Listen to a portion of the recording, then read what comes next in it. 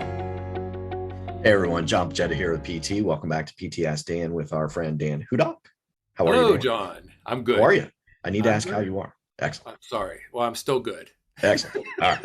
So let's talk about what we look at in PT speak as ideal clients versus bread and butter clients. And we really encourage our clients to think of not just ideal, they'll come here and there, but think bread and butter.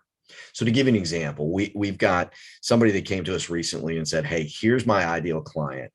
They work in the qualified plan space. I'd love to work with a plan that has about $5 million in it.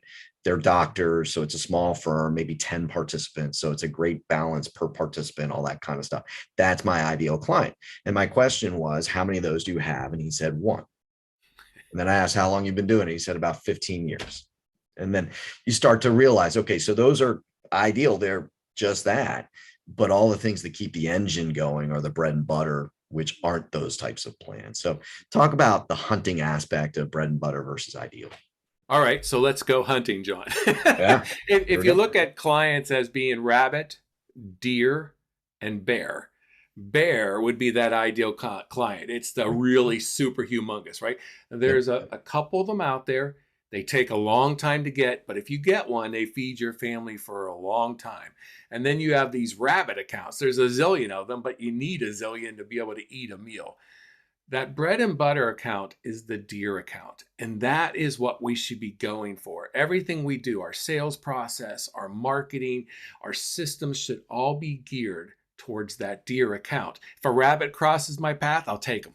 If a bear crosses my path, I'll take them.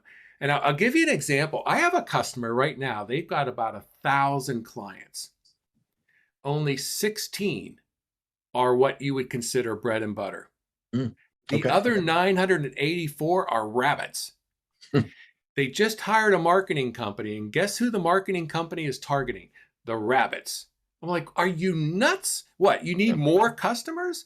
Yeah. Don't you Yeah. want to get more deer? And so everything needs to be centered around that. Have PT get those for you. Whenever I'm in the salesperson, I need to know how to sell those. And when I bring that deal in, my in house people need to know how to service those. Yep. I think the other thing that comes into play is the maturation of the practice too. So if the practice is in the early phases, rabbit hunting's not necessarily a bad thing, but it evolves over time as well, which plays a bit of a role. Well, you can start with small deer and then build them up, get larger and larger deer. Very Uh, true. Very Look, a true. lot of rabbits typically don't keep businesses going. A lot of deer do. Yes, there we go. And the businesses that only go after bear, you're going to starve. Enough said. All right, everybody. Thanks. We'll see you again tomorrow.